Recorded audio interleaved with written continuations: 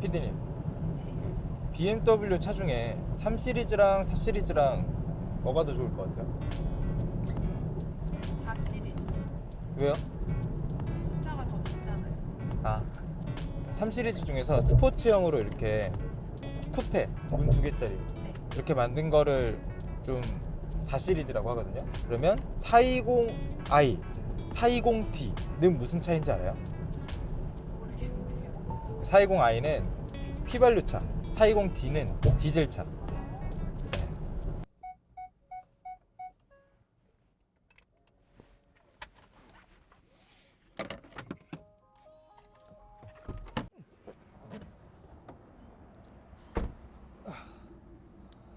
네, 그러면 여러분 420i랑 428i랑은 차이가 뭐게요? 이게 보기엔 똑같은데 420i에는 일반적인 엔진이 들어가고 428i에는 터보 엔진이 들어갑니다. BMW 428i M 스포츠 패키지 차주 인터뷰 시작하겠습니다.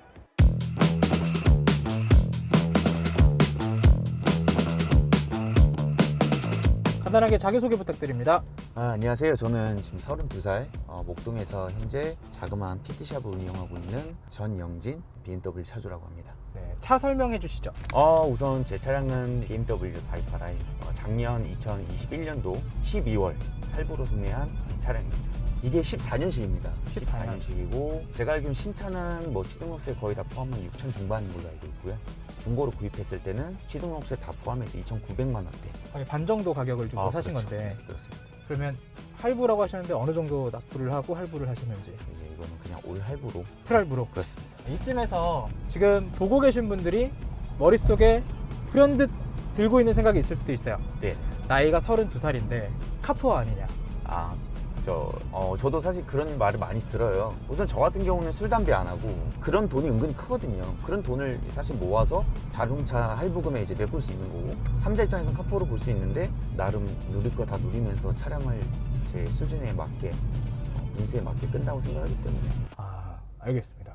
그럼 지금 한 달에 유지비는 어느 정도 나오시나요? 유지비는 이제 보험료, 기름값이랑 이제 할부금 정도 계산해 보면 대략 한 달에 한 110만 원 정도? 그중에 할부금이 한 50만 원 정도. 50만 원? 네. 연비는 어느 정도 나오나요? 이제 인터넷에 보면 복합 연비는 11km 정도로 나와 있는데, 실질적으로 제가 이제 도로에서 이제 측정을 해보니 8에서 한 10km, 고속도로에서는 15km 이상. 성능이 좋다고 나온 차 중에 네. 좋게 해서 나온 차 중에 네. 뭐 이 정도면 나쁘지 않다 네.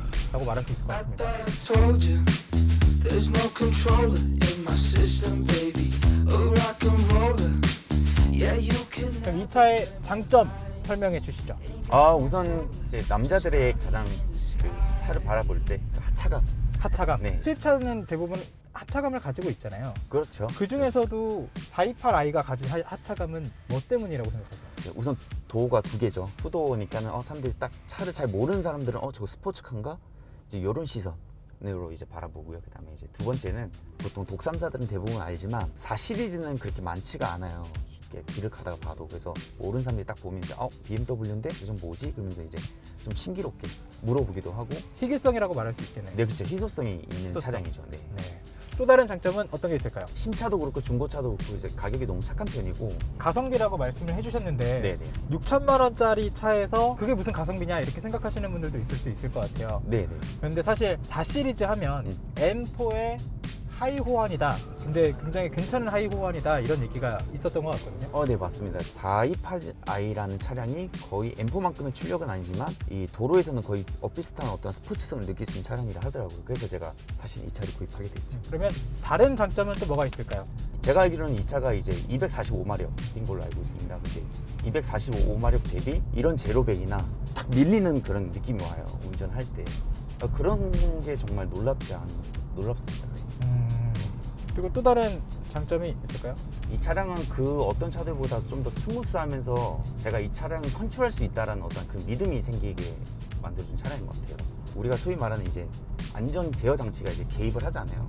벤츠라든지 아우디들은 제가 운전하고 있는데 이제 누군가 갑자기 들어와요, 차선을. 그러면 안전 제어 장치가 후에 브레이크 밟고 나서 들어온 차량들이 많았는데, 이 차량 같은 경우는 제가 브레이크 밟기 전에 이미 자동 브레이크가 딱 제어가 걸리더라고요. 그래서 그때 되게 깜짝 놀랐어요. 위급 상황에서. 네, 그런 거 한 번이 네네. 뭐 가벼운 사고로 만들어 주는 것도 있지만 정말 목숨을 한번 구해 주는 거잖아요. 아, 그렇죠. 네, 정말 그런 안전 기능은 정말 뛰어나고, 그 다음에 제가 물리적 버튼을 되게 좋아합니다. 저는 아직도 이 차량이 너무 좋은 게 이 내부가 너무 클래식해요. 딱 보면은 정말 옛날 차량 같이 보면 이제 여기서 보게 되면 다 하나하나 물리적 버튼입니다. 그리고 제일 좋은 게 제가 너무 아날로그 감성을 고수하다 보니 제가 이 차량 구입할 때 이 기어봉은 너무 전자식인데 사이드 브레이크는 어찌 보면 이 차가 소위 말하는 이제 명차 중에 이런 사이드 브레이크를 찰 수 있는 차는 이거밖에 없겠다.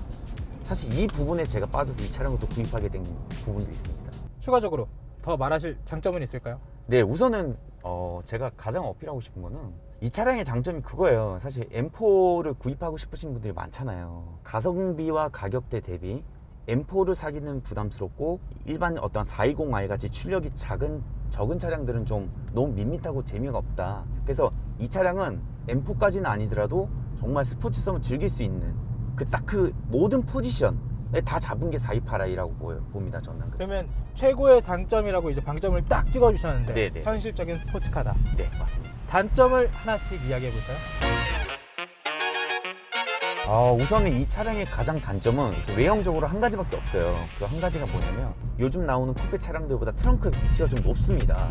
높은 만큼 그만큼 트렁크 라인이 뒤에서 보면 직각으로 좀 떨어지는, 벤츠는 약간 좀 사선으로 떨어지는데 이 차는 유독 직각으로 떨어지기 때문에 너무 밋밋해 보인다라는 말을 제 주위에서 너무 많이 해요. 저도 처음에는 별로 그런 걸 생각을 안 했는데 어느 순간 딱 주차장에서 보니까 밋밋해 보입니다. 그래서 이 차량의 단점이 뒤태이지 않을까 싶습니다. 뒤태가 안 이쁘다. 너무 밋밋합니다. 그러면 또 다른 단점 어떤 게 있을까요? 3 시리즈하고 4 시리즈가 유독 BMW가 라이트가 밑으로 떨어져요.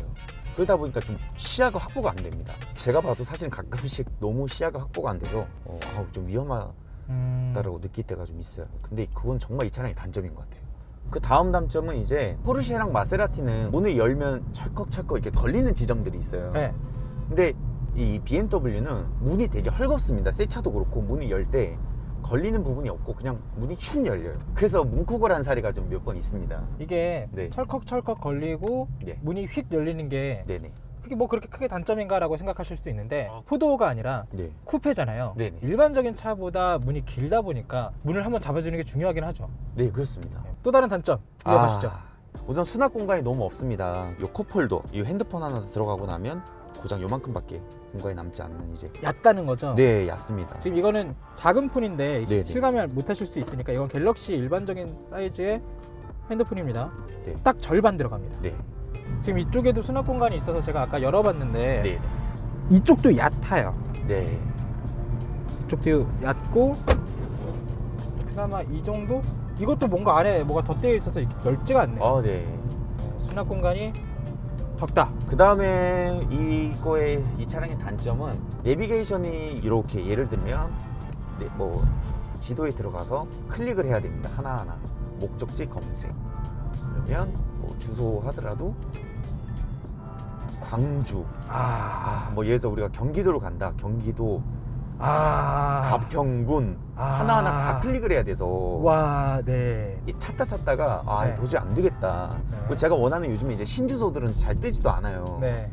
그래서 제 자신에게 합리화를 합니다. 그래, 나는 이 정도 감성이 잘 타니 그런 것들은 그냥 포기하고 가자.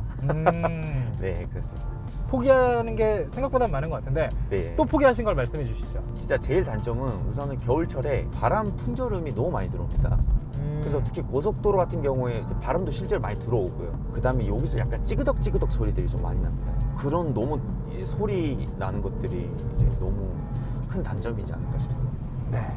그 다음 단점 또 있을까요? 장거리 운행할 때 보면 뒤에 타는 사람들이 되게 불편함을 호소하세요. 아무래도 쿠페 차량이라 이제 위쪽에 헤드레스트라고 하죠. 그 부분이 이제 뚝 떨어지는 부분이 있어서 이게 키 큰 남성들이 타면은 이제 좀 부딪히는 경우가 있어요. 레그 공간도 남는 부분이 별로 없어요. 그래서 제가 이제 레그룸은 확실히 없어 보입니다. 네네. 레그룸은 굉장히 좁아 보이는데 네. 헤드 부분은 이쪽을 보면은 머리 부분이 좀 파여 있어요. 네. 그런데도 머리가 닿나요? 네, 닿는다. 왜냐하면 보면 시트 포지션이 좀 많이 서 있어요. 그래서 이게 등받이 조절도 안 돼요. 특히 상체가 좀 긴 분들은 하면은 아무래도 헤드 이 시트 조절이 안 되다 보니까 이렇게 떠서 이렇게 닿는 분들이 있다 하더라고요. 실질적으로 불편한 건 많지만 완전 이제 콩깍지 씌인 것처럼 그래도 네, 맞습니다. 네. 그래도 좋습니다. 좋아. 자, 이제 그러면 이어서 네.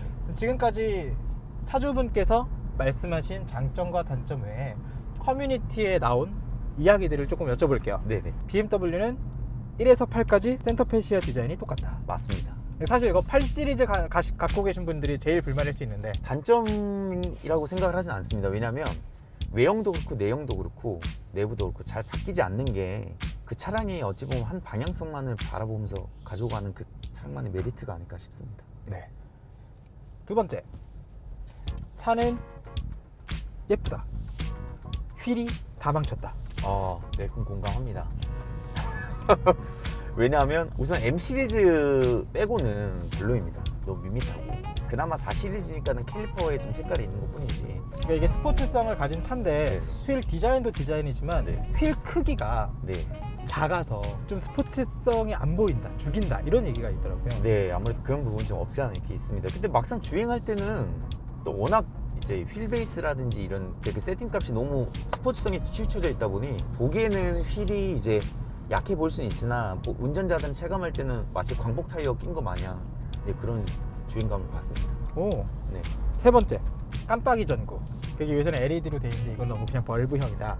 네. 불만은 없으신가요? 네, 저는 뭐 오히려 독수리 이렇게 모양가 생겨가지고 오히려 저는 라이트는 되게 이쁘다고 생각합니다. 그러면 라이트가 그랜저 IG랑 비슷하다. 아, 그거는 너무한 말씀이신 것 같습니다. 아, 이거 실제 커뮤니티에 있는 얘기예요. 근데 그거 너무 어그러지지 않는가 싶어요. 왜냐하면 아. 어떻게든 이 차를 이렇게 좀 폄하하기 위한. 네, 그렇게 따지면 마세라티도 K7 닮았다는 소리 많이 듣지만 차주분들이 들으면 매우 언짢지 않을까 싶습니다. 알겠습니다. 네. BMW를 타시는 분들한테는 항상 나오는 얘기인 것 같아요. 저희 네. 댓글에도 달리는데 네. F바디 네. 불만 없나? 저는 F바디가 BMW의 가장 고유성을 잘 도드라지게 보여주는 모델이라고 생각합니다. G바디부터는 사실 저는 개인적으로 너무 국산차랑 비슷하다라는 약간 느낌을 받아서 저는 F바디를 BMW 진가라고 봅니다. 자, 그러면 이제 이 차를 구매할 때 어떤 차들이랑 좀 비교를 해보셨나요? 제가 이 차를 처음에 이제 구매하기 전에 물론 이제 SLK를 구입을 했지만 둘 다 사는 게 처음에는 좀 부담이 되는 것 같아서 고민을 많이 했습니다. 그러니까 SLK랑 4 시리즈를 고민을 하다가 네, 먼저 구매한 건 SLK이고 그 다음에 4 시리즈도 샀고 그렇습니다. 그 다음에 판 거는 SLK. 그렇습니다. 아, 그러니까 차를 워낙 좋아하고 네. 차에 좀 투자도 아끼지 않다 보니까 네, 네. 고민할 필요 없이 둘 다 사보고 타본 다음에 결정을 하셨고요. 그렇죠. 저는 BMW 팔 줄 알았는데 결국엔 4계절 뚜껑을 열 수는 없다 보니 SLK를 판매하게 됐습니다. 네. 그럼 이 차를 타고 다닐 때 주변의 반응은 어떤가요? 저는 처음에 이 차를 살 때 나름 4시리즈가 이제 희소성도 있고 저만의 생각 때문에 이 차를 구입을 했지만 막상 사고 나니까는 이 차들이 또 많이 보이는 거예요. 잘 모르는 이제 여성분들은 우와, 이 차 파랗다. BMW는 좀 레드 시트가 좀 섹시하네. 이 차 좀 좋아 보여요. 막 이렇게 얘기한 사람도 있어요. 직설적으로 얘기한 사람들이 있는데 대부분은 그냥 요즘 BMW 너무 많으니 그 중에 하나인가 보다. 이렇게 반응이 좀 있습니다. 그러면서 좀 그때 섭섭합니다. 4 시리즈, 특히 그 중에서도 428i를 구매를 희망하시는 분들도 있을 거 아니에요. 네. 그런 분들은 어떤 점을 좀 고려하고 사면 좋을지, 아니면 살 때 이런 거를 고려해서 한 번 더 생각해 봐야 하지 않을까, 뭐 이런 것들이 있을까요? 달리는 재미, 운전하는 재미만을 고수하는 분들이라면 이 차량이랑 딱 맞을 것 같습니다. 근데 그 외적으로 조금이라도 기능적인 부분, 예를 들면 이 차는 오토홀드 기능도 없습니다. 네, 기능이 없기 때문에 그런 어떤 옵션적인 부분을 조금이라도 생각을 하시는 부분이 있다라고 하신다면 그런 분들에게는 이 차를 선호하진 않습니다. 다른 거 보지 말고 디자인과 오로지 주행감만 봐라. 그렇죠. 네. 자, 그러면 저희 의차에 오셨다는 건 새로운 차를 찾는다는 건데 네. 어떤 차를 찾고 싶으신 건가요? 제가 SLK를 팔게 된 계기도 주행 어떤 질감이 너무 마음에 안 들었기 때문에 판 거거든요. 이번에 뚜껑도 열리면서 또 주행 질감 역시 이 428i 차량보다 더 좋은 스포츠카. 네. 비싼 스포츠카. 네. 이보다 독삼사보다 더 좋은. 네. 이탈리 차. 네, 그렇죠. 독일이라든지 네. 독일. 알겠습니다. 어쨌든 저희가 나눈 이야기와 미리 받은 사연을 가지고 딜러들이 차를 구해놨을 거거든요. 네네. 이제 들어가서 비교해 보시죠. 네, 알겠습니다.